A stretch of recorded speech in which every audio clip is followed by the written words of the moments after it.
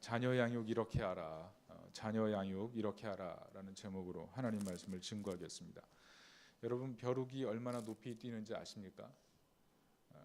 아주 작은 거지만 자기 몸의 400배를 뜁니다.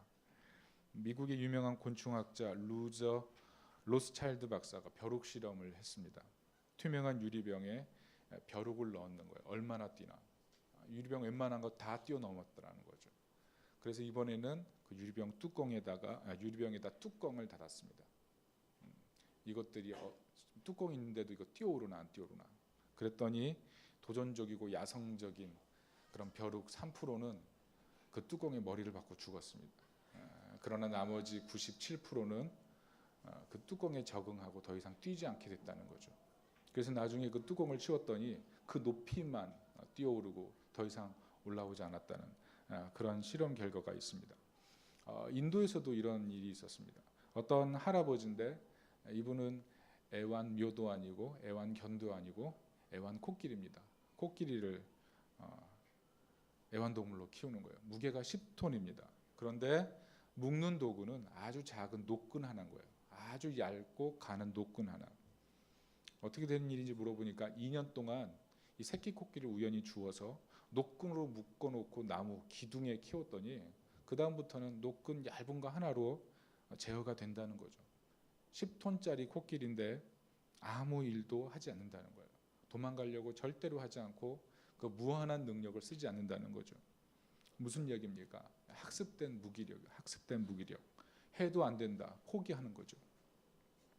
여러분, 부모는 지는 해입니다. 그리고 자녀는 뜨는 해예요. 자녀들은 잠재력의 가장 큰 존재들이고 앞으로 무한한 가능성이 있어요.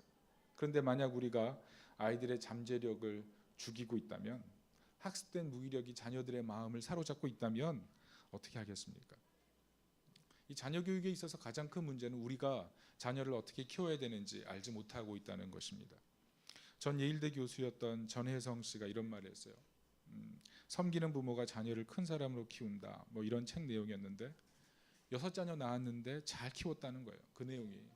그런데 두 가지를 강조했습니다. 첫째는 재주가 덕을 앞지르면 안 된다. 덕승제. 덕이 재주를 이겨야 된다는 거예요. 둘째는 많은 사람에게 도움 주는 사람 되어야 된다는 것입니다. 경주 최씨 알죠? 사방 백리 안에 굶어 죽는 사람 없게 만들라는 그런 어떤 큰 이슈를 가지고 있는 집안.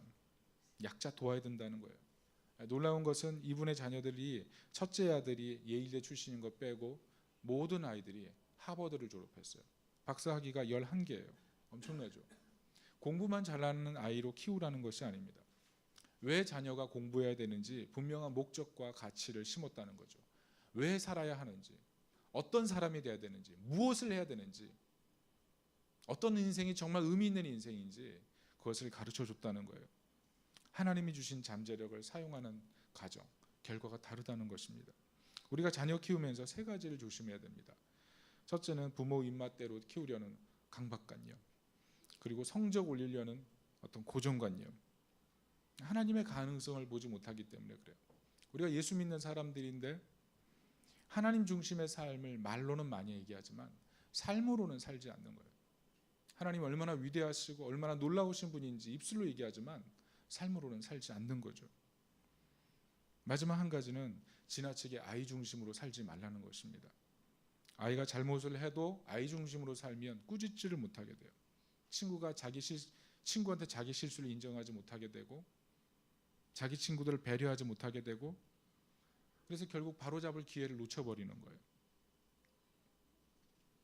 구약 사사기에 보면 이런 말씀이 있습니다.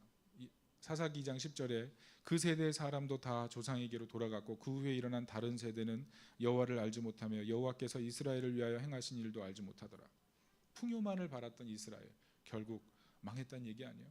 다른 세대, 하나님을 알지 못하는 세대, 부모들이 원하는 그 풍요만을 생각하며 자랐던 그 세대, 하나님의 뜻을 붙잡지 않던 세대가 다 망하고 말았다는 거예요. 제가 특별히 전혜성 씨 글을 읽으면서 은혜 받은 내용이 이겁니다. 아들이 이제 미국에서 다 컸잖아요. 그러니까 여러 모임에 많이 갔겠죠. 어느 날 아들 하나가 미국 어떤 모임에서 질문을 받았답니다. 너는 50% 한국인이 미국인이냐 아니면 50% 미국인이냐?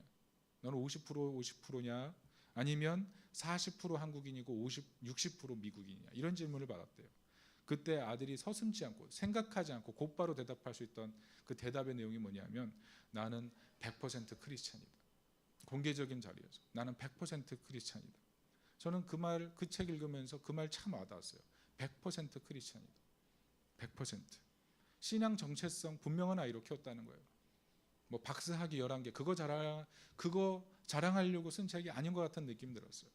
그 많은 내용 중에 그 말 한마디, 나는 100% 크리스찬이다. 여러분 이 말 할 수 있는 사람이 있습니까? 여러분 사회 나가서 나 100% 크리스찬이야, 이런 자녀로 키울 마음이 있습니까? 이 말 할 수 있는 신앙, 그게 진정한 신앙 아니겠습니까? 덕승제, 이웃을 배려하는 마음, 그것과 더불어 신앙 정체성, 이것이 굉장히 중요한 내용이었어요. 사랑하는 성도 여러분, 제가 어제 어떤 집사님과 얘기를 했는데요, 프로그래머예요. 그분이 그러시더라고요. 우리가 정말 자주 이용하는 소셜 네트워크, 그 CEO가 공개적으로 밝힌 내용인데 SNS 프로그램 안에 중독성을 넣어둔다는 거예요. 중독성. 라스베가스 도박 프로그램을 만드는 사람들을 데려다가 SNS 프로그램을 만들면서 계속 보지 않고 견딜 수 없는 그런 중독적인 그런 모습을 넣어놨다는 거예요. 그래서 SNS를 하면 사람이 이상하게 빨려드는 거예요. 호르몬 수치를 조사해 봤더니 4배가 더 나온대요. 4배가. 여러분 보고 싶지 않은데 보고 있죠? 나도 모르게 핸드폰 덮어놨다가 한 10분 지나면 또 보고 있잖아요. 중독성이 있는 거예요. 중독성. 문제는 자녀들을 흥분하게 만들어 놓는 거예요. 도파민이 4배나 나오기 때문에 어린 아이들이 어릴 때부터 이런 SNS를 접하게 되면 호르몬 계열의 치명적이라는 거예요. 자녀를 키우는 부모들은 이거 명심해야 될 것 같아요. 여러분 지금 우리가 살아가는 세대는 4차 산업혁명 세대입니다. 우리 자녀들에게 엄청난 인터넷 영향이 올 거고 많은 가치가 달라지게 될 거예요. 정말 우리 부모들이 자녀를 어떻게 키워야 될지 난감한 세대가 갈수록 다가오게 될 거예요. 품 안의 자식이지 조금만 더 커보세요. 기저귀 갈고 젖 먹일 때이지 걸어다니고 좀 생각하고 머리 커지고 그러면 그때부터는 내 맘대로 안 되는 거예요. 제가 최근에 들은 소식인데 요즘 젊은이들이 돈 쓰고 싶으면 최고급 핸드폰 산다는 거예요. 할부 뭐 3년, 2년 약정 잡아놓고 그 핸드폰 산 다음에 곧바로 파는 거예요. 현금화 시켜서 그거 쓴다는 거예요. 그리고 32개월, 24개월 할부금 낸다는 거죠. 요즘 그러고 산대요. 얼마나 물량주의적이고 얼마나 감각적인 사회입니까? 오늘날 우리가 그런 시대를 살아가고 있고 그런 청소년들, 그런 아이들, 그런 청년들이 이 시대에 우후죽순 자라나고 있는 거예요. 그런 세대 속에서 우리가 어떻게 자녀를 양육할 것인가, 굉장히 중요하고 의미 있는 질문이라고 생각합니다. 오늘 특별히 본문은 부모를 순종하라 이렇게 얘기하고 있습니다. 청소년들에게, 청년들에게 질문해 봅니다. 왜 부모를 순종해야 되죠? 왜 부모를 순종해야 됩니까? 부모에게 기분이 나쁜 분들, 부모가 준 상처 때문에 아주 대답하기 싫은 분들도 있겠지만 부모는 하나님의 대리인으로 세워진 거예요. 하나님의 대리인이에요. 그래서 존중받을 이유가 있는 거예요. 하나님이 우리를 양육하기 위해서 세우신 분이 부모예요. 그래서 이유 없이 순종하고 이유 없이 사랑하고 이유 없이 가치를 둘 필요가 있다는 것입니다.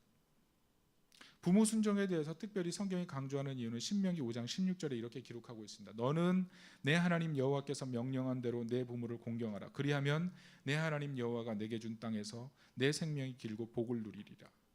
부모에게 순종하는 것이 은혜 받는 지름길이다. 이것이 본문의 기본적인 주회적인 의미예요. 주회적인 의미예요.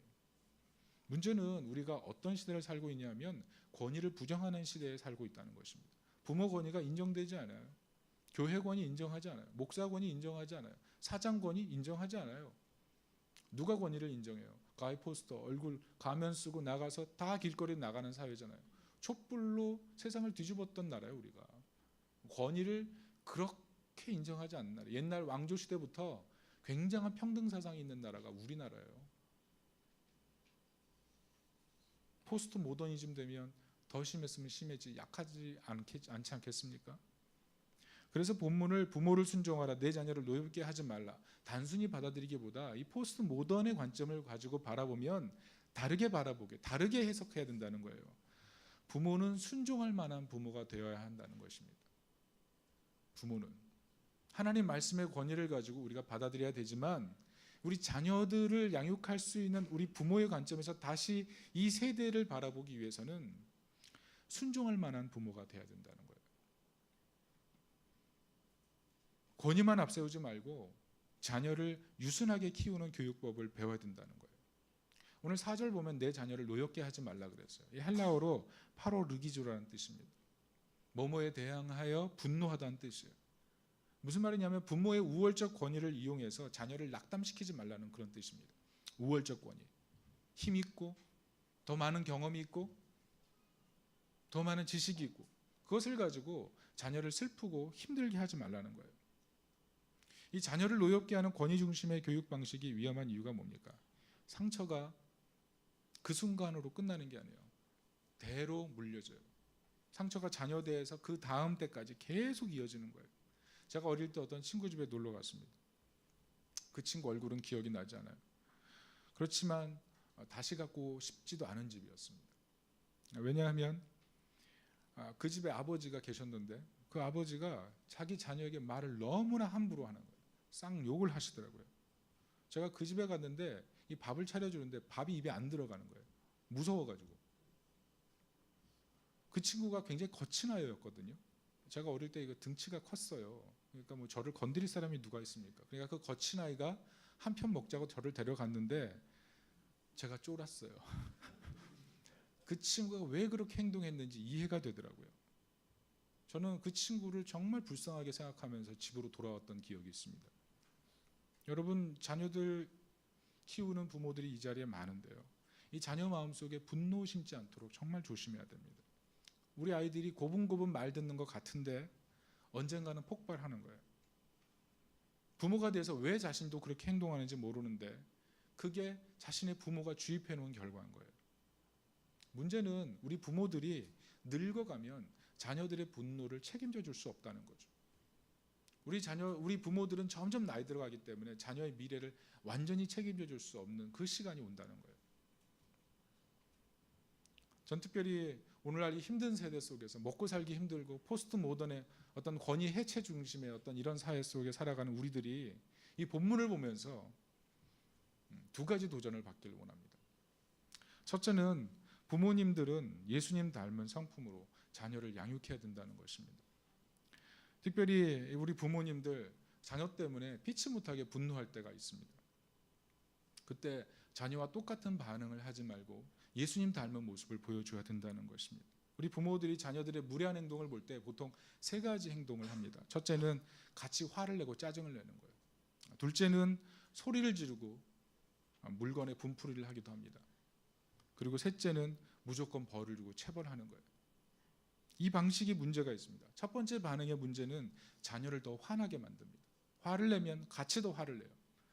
둘째는 부모의 약점이 자녀들에게 공개된다는 것입니다. 그래서 자녀들이 부모를 존경하지 않게 된다는 것입니다. 그리고 셋째는 무조건 하는 행동은 자녀의 마음속에 적개심을 점점 심어준다는 거예요. 이해되지 않은 적개심, 이해되지 않은 분노는 적개심을 심는다는 거예요. 자녀는 그런 말 있죠. 부모 그림자 보고 배운다고, 부모 등 보고 자란다고. 우리 부모들이 자신의 그림자를 통해서 예수 그리스도의 향기를 맡게끔 자녀들에게 그런 교육을 해야 된다는 거예요. 빌립보서 4장 8절에 무엇이든지 참되며 무엇이든지 경건하며 무엇이든지 옳으며 무엇이든지 정결하며 무엇이든지 사랑받을 만하며 무엇이든지 칭찬받을 만하며, 이게 우리 부모들이 추구해야 될 예수님의 성품이에요. 무엇이든지 예수 향기 드러나야 되는 거예요.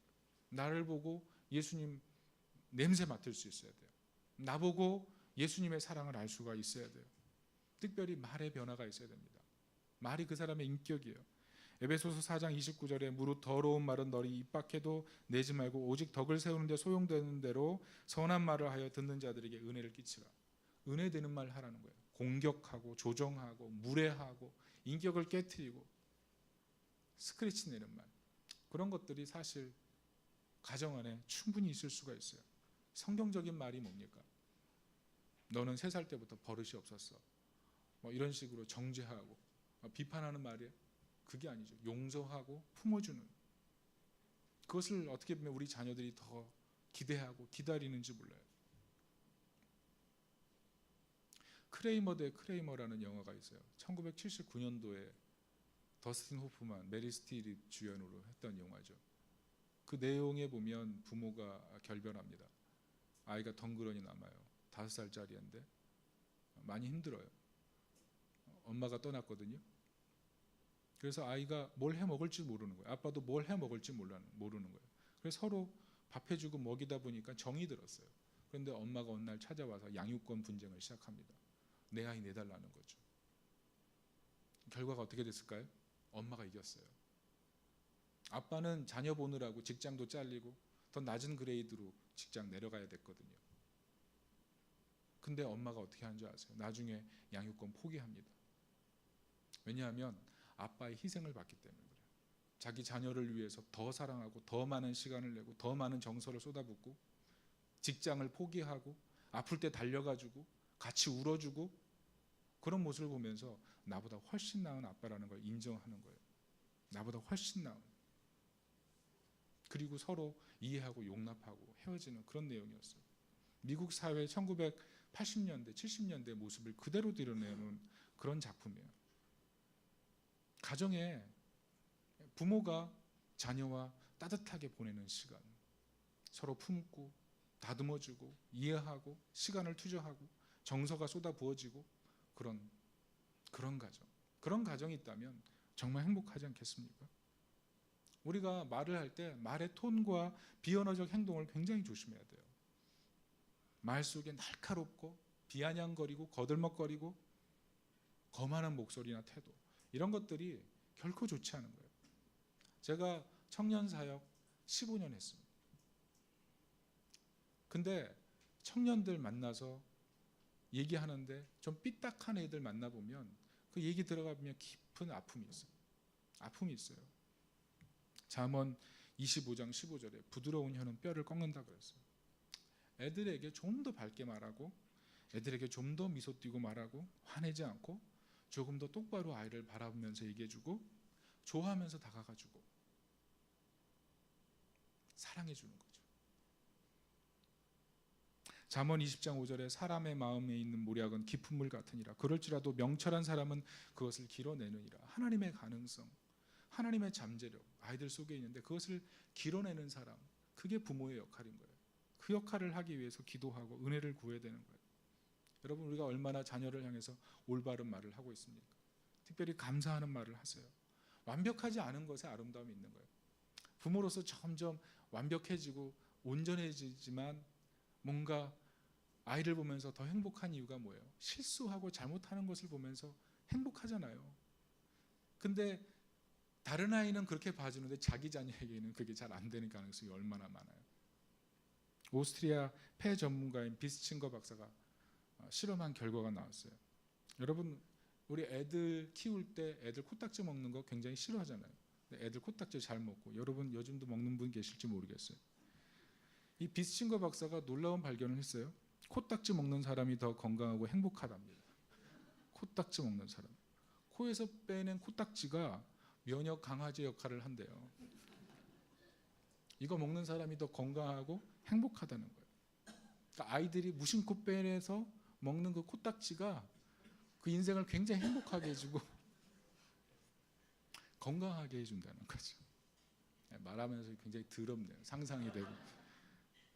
여러분, 우리가 자녀들의 행동을 이해하지 못하고 그러지만, 그러나 무심결에 하는 행동들 중에 그 아름다움이 있고 그 작은 행동들을 보면서 축복해 주시고 감탄해 주시고 그런 게 필요해요.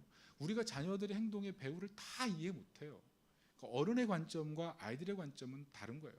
하나님 나라 가서 우리가 실수했던 거 하나님이 파노라마로 보여주시면 아마 깜짝 놀랄 분들 많으실 거예요. 작을 때 귀하게 여기는 거예요. 커서는 힘들어요. 커서는 작은 약속. 전혜성 씨가 그런 얘기를 남겼더라고요. 가족끼리 약속할 것이 있으면 계약서를 한번 써보래요. 어린아이라 할지라도 계약서를 써보래요. 저희 집안도 그런 것들을 하고 있었는데 그 책을 보면서 이게 옳은 방법이구나 이렇게 생각을 했어요. 핸드폰을 얼마나 쓰는지, 또 부모와 약속하는 것은 어떻게 지켜야 되는지 구체적으로 써서 서로 합의하고 사인하고 도장 찍고, 그래서 그 내용을 토대로 서로 대화하는 거예요. 훈련이 잘 안 되죠. 어렵죠. 그러면 계약서 갱신하면 돼요. 매번 갱신해요. 매번 바꾸죠. 그렇지만 아이들이 그런 과정을 통해서 부모를 신뢰하고 자기 자신을 신뢰하는 법을 배워가는 거예요. 달라지는 거죠. 특별히 우리 부모들이 이런 이 자녀 양육하면서 얻는 여러 가지 고민과 고충이 많은데 정말 우리가 예수 닮는 모습 보여줘야 됩니다. 그런 연약한 아이들을 보면서 우리가 좀 더 양보하고 우리가 좀 더 이해하려고 하고 좀 더 존중하고, 특별히 배우자끼리 약점과 허물이 있어도 더 사랑하는 모습, 그 모습을 보여주라는 거예요. 그런 모습을 통해서 자녀들이 예수님을 알고 가정에 소망이 있다는 것입니다. 본문을 통해 드리는 두 번째 도전은 하나님 중심 가정을 세우라는 것입니다. 하나님 중심 가정. 따라합시다. 하나님 중심 가정. 지금 여기서 내 가정 건강하다고 얘기할 수 있는 분이 사실 몇 분이나 있겠어요. 다 약한 부분이 있죠. 오늘 말씀 4절에 보면 주의 교양과 훈계로 양육하라 그랬습니다. 하나님 중심 가정을 만들라는 거예요.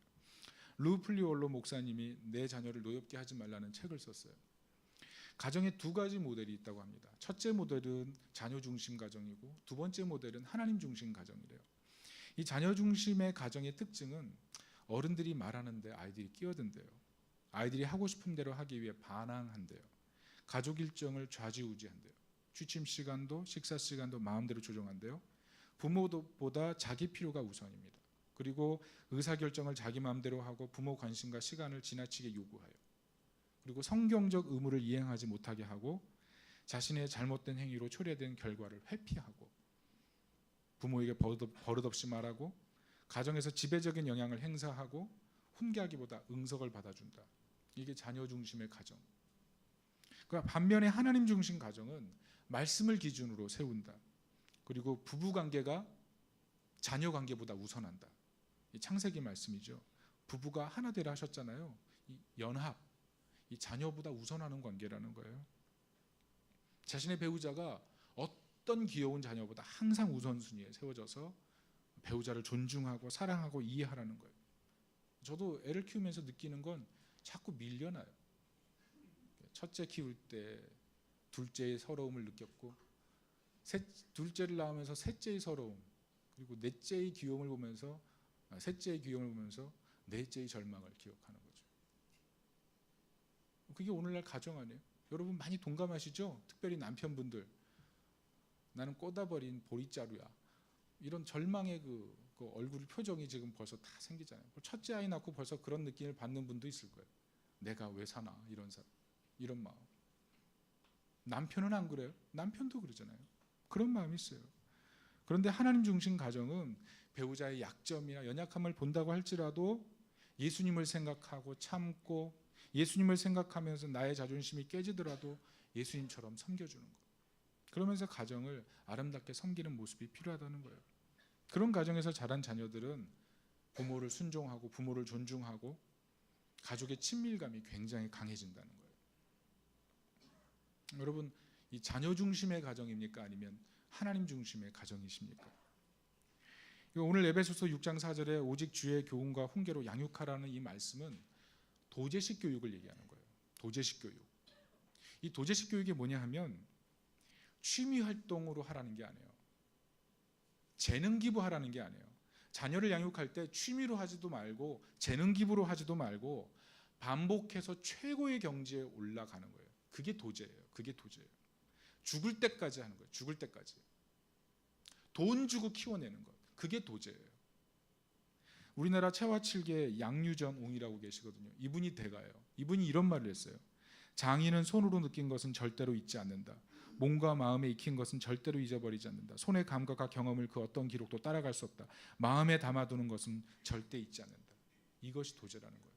몸과 마음에 다 익혀서 기록을 뛰어넘는 그 상태, 그게 도제라는 거예요. 그런데 성경은 자녀를 양육할 때 이 도제식 교육 다 쏟아부으라는 거예요. 다 퍼부으라는 거예요. 신앙의 최고의 경지에 이룰 수 있도록 부모는 자녀를 위해서 아낌없이 신앙교육에 쏟아 부어야 된다는 거예요. 신앙교육에, 믿음 교육에, 자녀를 말씀으로 키우기 위해서 모든 시간, 모든 정성을 쏟아 부을 때 자녀가 제대로 선다는 거예요. 최고의 경지. 여러분, 사람은 속여도요, 겉사람으로 사람 많이 속일 수 있어도 우리가 속일 수 없는 대상이 자녀들이에요. 자녀들은요, 우리 허물 보고 자라요. 부모의 허물이 뭔지 너무나 잘 알아요. 그런데 부모가요, 자녀 키우면서 부모의 권위보다 더 큰 권위가 있음을 인정해야 돼요. 부모의 권위보다 하나님의 권위가 가정에서 가장 높아야 돼요. 하나님 말씀이라 그러면 아무리 감정이 흔들려도 그 말씀대로 순종하는 가정, 말씀 때문에 떠는 가정, 말씀 때문에 순종하려고 몸부림치는 가정, 그런 가정이 돼야 된다는 거예요. 다름이 있어야죠. 위기가 오면 다름이 있어야 되고, 삶에 문제가 생기면 다름을 통해서 자녀들에게 보여주는 다름이 있어야 된다는 거예요. 다름. 그래서 자녀들이 우리 엄마 아빠 100% 크리스찬이야, 이런 얘기 할 수 있어야죠. 특별히 가정 중심, 행복한 중심 가정은 말씀 붙들고 기도하는 것입니다. 우리가 분노하는 이유 뭘까요? 제가 책을 보니까 4가지더라고요. 돈 사랑하고, 쾌락 사랑하고, 내 영광을 사랑하고, 내 힘을 사랑하는 거예요. 내 힘을 드러내기 위해서 분노하고, 내 가진 게 없을 때 분노하고, 내 쾌락을 건드릴 때 분노하고, 내 영광 흠집내려고 할 때 분노하는 거예요. 근데 어떻게 극복해요? 기도하는 거예요. 기도. 마태복음 5장 8절에 뭐라 그랬어요? 마음이 청결한 자는 복이 있나니 하나님을 볼 것이요 그러잖아요. 하나님, 내 마음이 오늘도 분노로 오염됐습니다. 내 마음을 청결하게 해주시고 빨리 사라지게 해주세요. 그래서 분노의 감정을 가지고 배우자, 분노의 감정을 가지고 자녀를 계속 바라보지 않도록 내 마음을 청결하게 해주세요. 예수님 지극히 작은 자에게 한 것이 나에게라 한 것이라 하셨는데, 하나님, 내가 내 배우자를, 내 자녀를 그렇게 예수님의 눈으로 볼 수 있도록 도와주세요. 고린도전서 2장 13절에 우리가 이것을 말하거니와 사람의 지혜에 가르친 말로 하지 아니하고 오직 성령께서 가르치신 것으로 하니 영적인 일은 영적인 것으로 분별하느니라. 결국 말도 감정대로 쏟아나오지 않게 하는 말이 있는데, 영적인 말, 신령한 말, 하나님이 은혜 주셔서 나오는 말, 그 말이 나올 수 있을 때 가정의 은혜가 되는 거예요. 가정에. 제가 완전해서 이 말을 여러분에게 하는 게 아니에요. 우리 자녀들은 저의 실수를 더 잘 알 거예요. 그렇지만 하나님 말씀이에요. 우리 말도 성령 안에 있을 때 얼마나 사람을 행복하게 하고 회복시키는지 모른다는 것입니다. 여러분, 문제 있을 때 기도하십시오. 특별히 마가복음 6장 45절부터 46절에 이렇게 기록되어 있습니다. 예수께서 즉시 제자들을 재촉하사 자기가 무리를 보내는 동안에 배 타고 앞서 건너편 벳세다로 가게 하시고 무리를 작별하신 후에 기도하러 산으로 가시니라. 예수님이 기도하셨어요. 예수님 사역할 것 너무 많은데 따로 시간 떼셔서 하나님 대면하기 위해서 기도의 산으로 올라가셨어요. 이것이 중요해요. 예수님도 기도하셨다면 우리도 문제 탓하지 말고 내가 기도하지 않는 탓을 좀 해야 돼요. 상황 탓하고 사람 탓하고 여러 가지 이유 될 것 많지만, 그러나 문제 탓하기 전에 하나님께 기도하지 않는 그 모습을 생각하면서 더 기도하라는 거예요. 특별히 자녀들도 마찬가지예요. 부모들의 약점만 보고 부모들의 허물만을 보면서 따라갈 것이 아니고 더 훌륭한 부모님들이 될 수 있도록 기도해야 돼요. 더 훌륭한 부모님들, 그리고 부모의 약점을 돕고, 가정을 부모만 세우는 것이 아니고 자녀들도 더불어 세워가는 거예요. 하나님, 나에게 가정을 더불어 세워갈 수 있는 그 힘과 능력을 주시옵소서. 이것을 놓고 또한 자녀들도 기도해야 된다는 것입니다. 말씀의 결론을 맺습니다.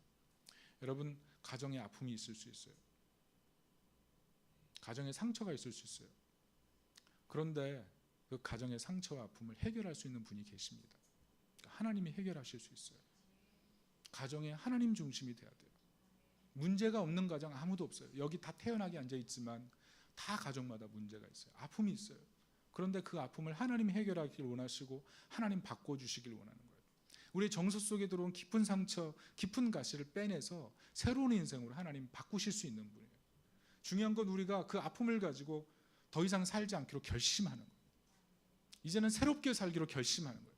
가정 안에 하나님 중심으로 살기로 결심하는 거예요. 가정 안에서 예수님 닮는 모습으로 살기로 결심하는 거예요. 이전과 다른 삶을 우리는 선택할 수 있고 하나님은 그렇게 살기를 원하시는 거예요. 오늘 예배를 통해서 하나님께서는 우리가 더 이상 세상적인 방식으로 가정을 영위하는 것이 아니고 하나님이 말씀으로 도제식 교육을 통해서 최고의 신앙의 경지에 다다를 때까지 자녀를 양육하고 우리가 그런 부모가 되는 것을 하나님 도전하고 계세요. 여러분 어떤 신앙이 되길 원하십니까? 어떤 가정이 되길 원하십니까? 어떤 부모가 되길 원하십니까? 어떤 자녀가 되길 원하십니까? 하나님이 변화시키실 수 있어요. 그것을 믿으십시오. 하나님이 하실 수 있어요. 그분에게 기대십시오. 그분을 통해서 가정이 진정으로 행복해질 수 있음을 믿고 나아가시기를 예수님의 이름으로 축원합니다. 아멘.